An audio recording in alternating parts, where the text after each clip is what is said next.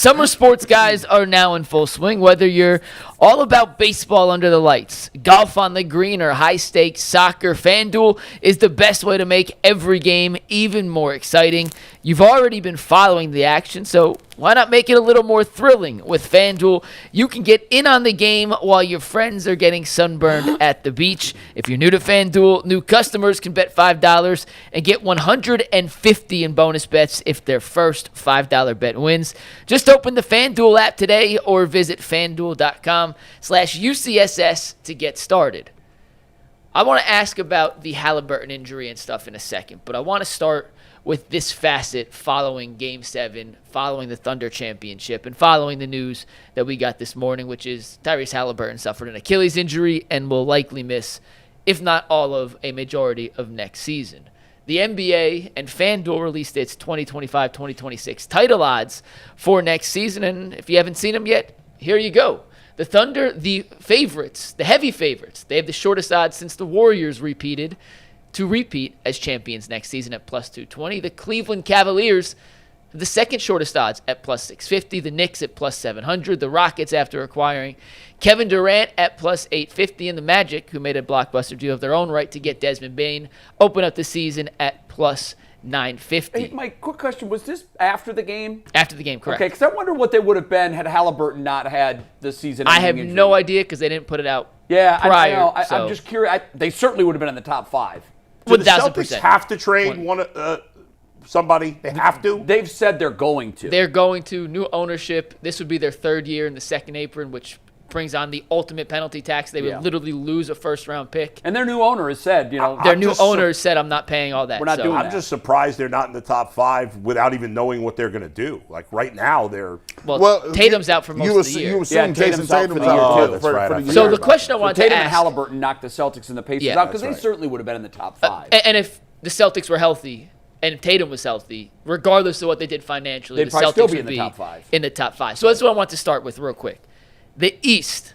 Next season, you have the uncertainty of the Celtics with what they'll do with their roster. We know Tatum's going to miss, if not the entire season, most of the season. The Pacers, who lost in Game 7 of the NBA Finals, will be without Tyrese Haliburton for most, if not all, of the next season. You have the uncertainty in Philadelphia with whether Joel Embiid can stay healthy or not. Paul George.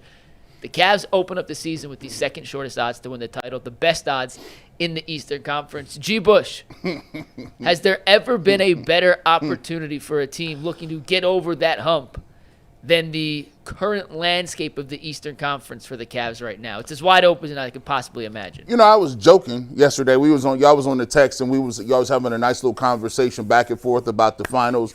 And I said, look, Haliburton got hurt. Look, do the Cavs need to make a trade now? All of a sudden, y'all looking like y'all pretty good. But I got to stick to my guns a little bit and say this. To me, I don't think you can look at your team based on what other people don't do or what other people will. That's right. Like, I got to look at my team and I got to overdo it. I'm Project Stockpile.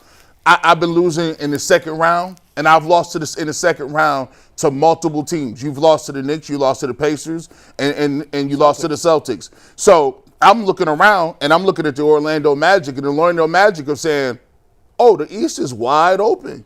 If you think Evan Mobley's going to take a little step, we think Paolo Banchero is going to take, and Wagner are going to take a step. We feel like we got the same core as you guys. So they're looking at this thing like, hey, we could be back. The New York Knicks are like, listen, remember, they just went to the finals in the East. Cat has been there, a year?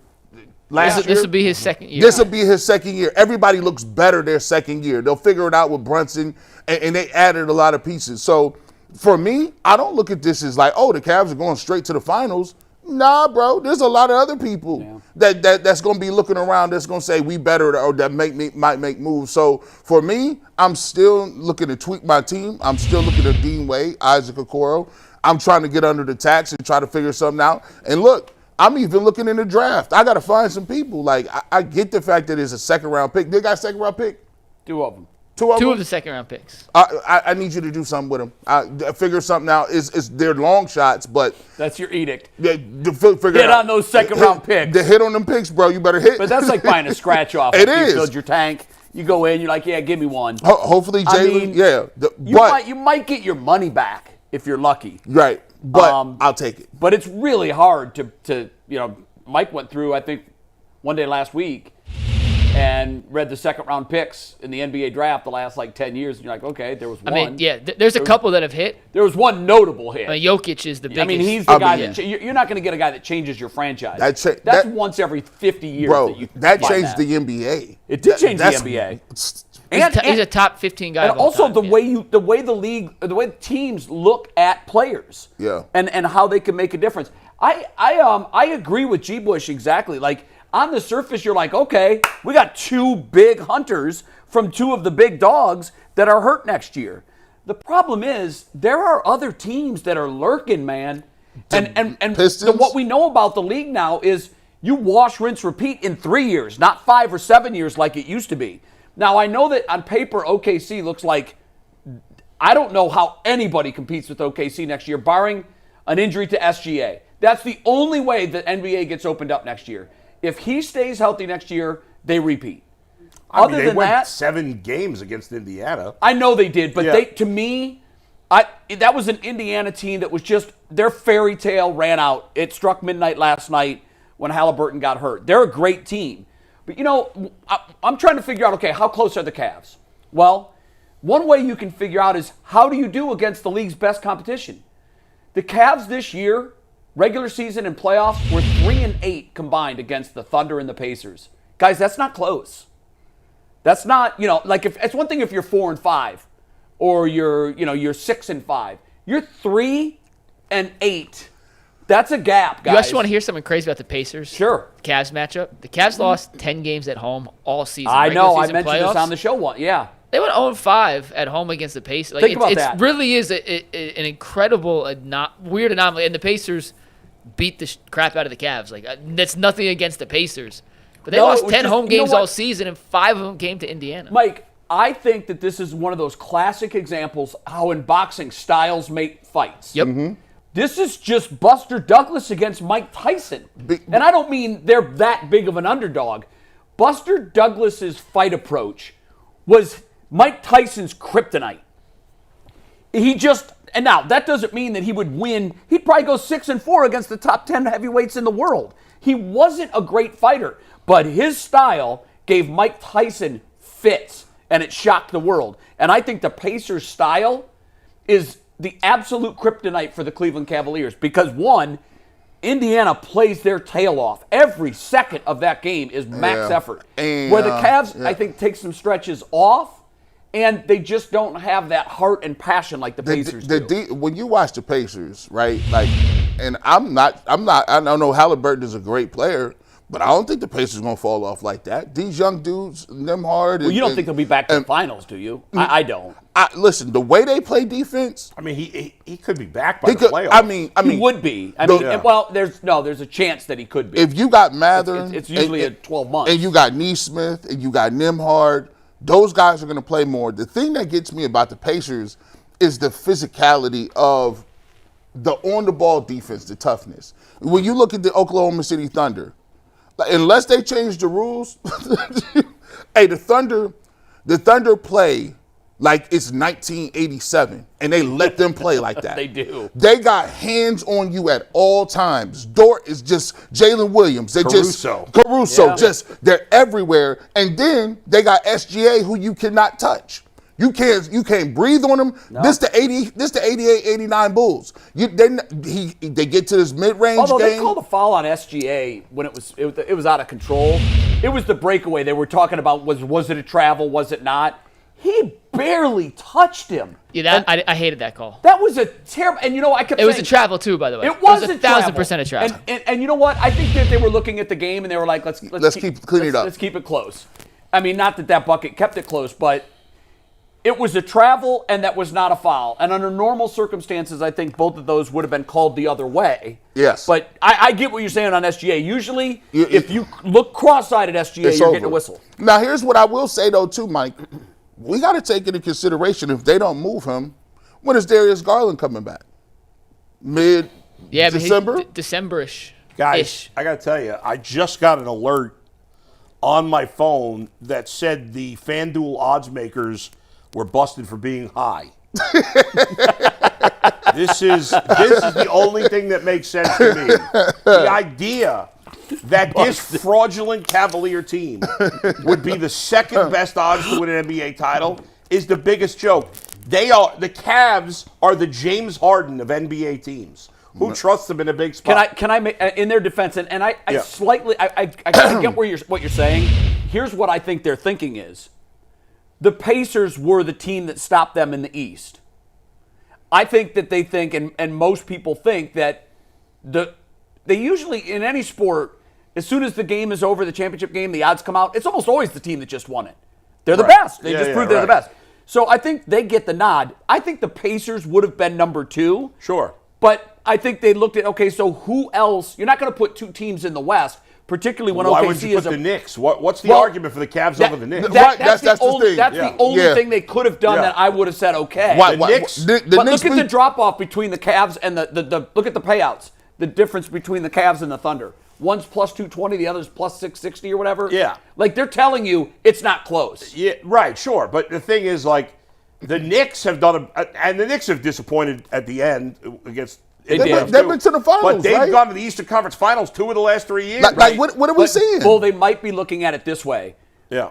While the Pacers have the formula and the team to slow the Cavs, they may be looking, and Mike, you can jump in here, they may be looking at the head-to-head and think that Styles might not make that fight in favor of the Knicks like it did the Pacers. Yeah, well, that's the most interesting thing about that is it couldn't be more wrong because we've seen every year that one. The Cavs have never won a series that mattered. Never. No. This team has done nothing. They've accomplished absolutely nothing. I don't care. The regular season doesn't matter. They've done nothing in the playoffs. 4 years ago, they got eliminated in the play-in round.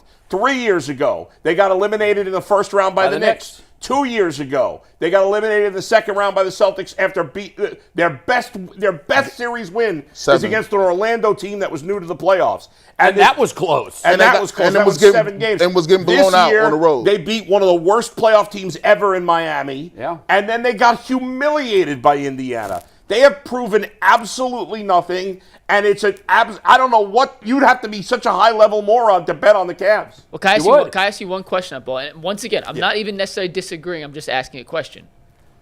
Prior to last year, the Thunder had won nothing, and they were the favorites behind the Celtics. They started, take these odds right here. I think the difference is they have the best player in the league. Well, I'm just saying, last year the Thunder were the 1 seed. Yeah, Got upset in the second even round. last year, like at the end of the year, everybody knew SGA was coming. He was getting 30. Once again, and Donovan Mitchell's a nice player. Just asking the question. But I don't think if you looked at the 20-25 odds last year, if we did the exact same topic, number 1 was the Celtics, favorites to repeat. Number 2 was the Thunder, who had just lost in the second round as the 1 seed in the Western Conference. First of all, it's not a good comparison, and here's why, Mike. The Cavs, before this year, were already a year ahead of the Thunder in their process, and now they've won a championship. It didn't take them. This is 4 years in a row that the Cavs have embarrassingly fell on their face in the playoffs. And to Bull's point, I mentioned you take the 2 best teams. They were 3-8 collectively against the Thunder and the Pacers. I'm not disagreeing. I was just asking. There seems to be a big gap between the Cavs and the great teams. I think sometimes because we're in Cleveland and we have a tendency to do this, we overvaluate a lot of our players because when you're not very good, or you don't have the track record of seeing great players all the time, the only reference we have is the 2016 Cavs and some of the older 80s teams, but they didn't get it done. So when you look at guys like Jarrett Allen or Isaac Okoro, Dean Wade, there are people on the internet, this is crazy to me, there are people on the internet that still will say, oh, let's like they'll defend them and be like, oh, they got to play them, or you guys are so tough on Darius Garland. And it's like, listen, man, like when you watch the NBA and you go back, you're like, bro, this ain't Joe Dumars. This ain't like you see what I'm saying? This ain't. We rank our guys like they're all time, and I'm like, are you watching these teams? Like, can you imagine the Cavs playing that style? They couldn't get the ball in court. You know what was crazy last night? For a stretch, it looked like T.J. McConnell was going to just... He's the best. Yep. Mike, why did they go away from that? Was that something that the Thunder were doing defensively to take him away? Because he scored 10 straight points for the Pacers, and he did it in a variety of different ways. He was blowing by defenders. Most of it was north and south. Yeah, I mean, he ended up with shot. 7 turnovers. He's incredible. I love McConnell. God, I do too. He's awesome, but he is best in 3-minute stretches where he comes in, he plays off the wall. There's only so many times he could do the same little move in a row. Yeah, but God, there for a stretch, he scored 10 straight points. So he's Ty Jerome. With Ty Jerome, no, but it's faster. different than Ty Jerome. He's actually. You know what? performed in the playoffs. When I was watching McConnell, I said, "Oh, he's a fast, athletic Ty Jerome." Yeah, Guys, the Cavs have one player on their roster that has shown up when the lights have been bright. That's it. Yeah, one. That's it. Darius Garland hasn't. Mobley hasn't. Allen hasn't. Not on a consistent basis. No, they have not. And I know we got to give Mobley more time. We'll be 3 years, 5 years from now, we'll still be saying we got to give him more time. And so I have no faith in them whatsoever being able to. They got to prove it. I'm not going to bet. And I don't think on next them. year is their prove it year, because I just think OKC is in the front end of a window. A lot of times teams win the championship on the back end of their window. This has been a 6-year rebuild in OKC. And they hit on everybody. You would think that, it's 6 years, so their window's closing. No, still it's wide not. open. It is wide just open. Yeah, but if the Cavs got to the finals next year and lost to Oklahoma City, okay, that'd be a great year. What are you Yes, gonna it'd do? be a step forward. But I have no faith they can. I'm not even worried about Oklahoma City. I have no faith they can get that. I agree. Here's the super cheat card, and this is why you brought up a really great point about the Cavs being ahead of where Oklahoma City was. But the thing about Oklahoma City is all their free agents hit. Hartenstein hits. Then when they drafted, all their drafts hit. The only person I could think that didn't hit was Giddey, and they got him out of there quick. That kid from Minnesota, Giddey's a hit. 7-footer. And Caruso was a great Caruso addition. was a great addition. Giddey was a hit because you turned him into Caruso. Right. That was a great move. So here's And who's on the Cavs right now? And they have no depth. If they want to cheat, if they really want to get cute, they got 1,000 first-round picks. Yeah. They can go get any superstar they want. I got one more question. We're going to move to the Guardians in a second. You got the best general manager in the sport, too. Shout out to Emerson basketball alum Sam Presti. Yes, Shout absolutely. out to him. I love that they gave an extended interview with him last night after the game, because honestly, I know SGA is the MVP, but let's face it, if Sam Presti's not there, this team isn't. They're not. He's the MVP. He's in the conversation for best general manager in sports. In sports, right now. not just the NBA. I think he's easily the best in the NBA. NBA. They lost 3 MVPs. I know. How about drafting 3 MVPs back to back to back? By the way, That's 3 wild. years, and none of them were the first overall pick. It's insane. But I got a question for you. Insane. This is big picture before we talk Guardians. God. Tyrese Haliburton suffered the calf strain in Game 5. Yeah. He had talked about prior to last night saying, it's Game 7. There's not a world where I'm not out there with my teammates trying to win a championship. We all know what happened. It looked like he tore his Achilles in the first quarter. After, by the way, he led the game in threes made last night. He played 7 minutes, had 3 threes that led the entire game, either team in threes. That's kind of surprising that 3 threes led. It looked like he was having one of those moments which he had all postseason where he raised his game to a high level. But obviously now he's in danger of missing all of next season. When we look at calf injuries moving forward, do you think we're going to change the way teams handle calf injuries in terms of guy strains a calf, he just automatically out 2 months? Not in the playoffs. Yeah, Mike. You got to play. I'm asking a question. First round of the playoffs, but here's the thing. I know a lot of people wanted to. I got a couple texts from friends yesterday that said, what was he doing playing? What was he doing playing? It's Game 7. That's insane. You don't know that you'll ever make it to another Game 7. I agree with you guys. For the record, I don't want anyone putting this on me. But I would play. If it's Game 1 or 2 or even 4, give them the rest you need. You see what happens. You tax the Achilles, and that thing is going to snap like a rubber band. And that's what he did. For basketball, it's the Tommy John. You can't do nothing about it. Listen, baseball, you mean? Yeah, it's the basketball. It's the equivalent. You can't do nothing with it. It's just I feel like you got tread on the tire. You got 10,000 miles, but you can also get it punctured, and guess what? You got to get it fixed. But you never know when your Achilles is going to pop. Don't. You just don't. You can't predict it. However, there is a greater likelihood if you've got a strained calf. There's a greater likelihood because it's just the use and disuse. Like you're gonna play as hard as you play, and he plays hard. Yeah. What happens is that muscle is strained. It's already not torn. able to carry the load, so other surrounding muscles will kick in.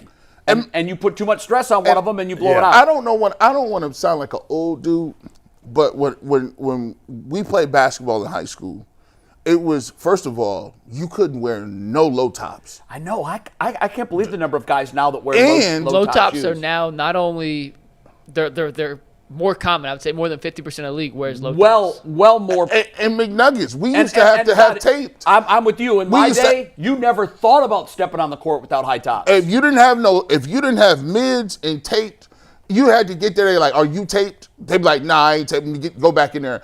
I don't know if there's a prevalence of that, but when I started seeing people playing out here in these bowling shoes, I said, "Them is bowling shoes." You out here sliding around in them little. Well, you know I what? see kids playing basketball in Crocs. That's crazy. You know who Oh had my the God, that first hurts my legs super every time I popular watch low that. top? The first super popular low top. Wasn't it Harden or No, it's the Kobe's, man. Oh yeah. Yeah, it was. You're right. Kobe It made was. Right. the first, like, there were other low tops, but Kobe's Made became the the first- What first surprises mainstream me- low top. Like, yeah, fashion is very, very big to the players, to their brands, to their empires. But what gets me is there is no way I'm sacrificing my health so I look cool. I mean, your whole ankle is. I know it. Players do that all the time in all sports. They do, They but don't wear to me, in basketball, They won't wear those puffy helmets in the NFL The Guardian caps. Yeah. because they don't look good. well, in hockey, when it was optional, a lot of guys would not wear the cage. I would wouldn't do it. I would like to hear maybe from an orthopedic person and say, I mean, is there a How much prevalence support does the high top actually give? provide? Yeah, I have to imagine, and I don't know, I'll try looking this up It during might the be. next It segment. might be placebo. it might be.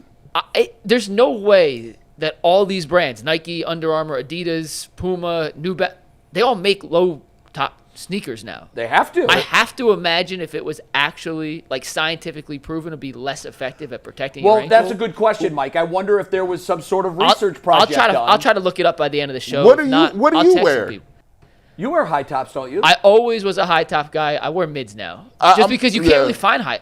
Like, the only know high they're tops they're out of style. are LeBrons and Durant's, and I don't like And- how they fit my and feet. Kobe- So I wear Jaws now, which are mid tops. And Kobe had, and it's funny you mentioned Kobe. Kobe had one year, which they sold wildly. He had a pair that almost looked like football shoes. When he tore his Achilles, he came back with these very high tops. Yeah. That were like more than Like boxing shoe There was almost. there was remember It came up higher on the ankle. And he wore those for a couple of years, but he went back. Eventually, retired in the lows again. You know what's funny to me, and I'm old enough to remember it. I have a pair. The evolution of the basketball shoe. When you look at Chuck Taylor's, those were at the time revolutionary. Chucks. Now people wear them as fashion statements, but back in the day, it was really the first big basketball shoe. And they have no ankle support. There's Literally nothing. no It's a piece foot- of paper. No foot support. It is nothing there. It is the same. It is Got the waffle bottom that's flat, no arch support. Speaking of shoes, real quick, Bull, I never asked you. You wore Jordans to Dustin's wedding. How He did you like did. Jordans? He did. I did. I'm not wearing them today. They I didn't know actually were that. not. They were a little tight, like on the bottom of my toes, like the toe box, if you will. But Dustin got them a size bigger because Nike, Jordans don't make wide shoes. No, yeah. So, but tough. when I first put them on, they were a little uncomfortable. But then as I was wearing them, I kind of broke them in a little bit. I want to see him rock them on the show one day. I'll bring nice. them in. I'll bring them in sometime soon.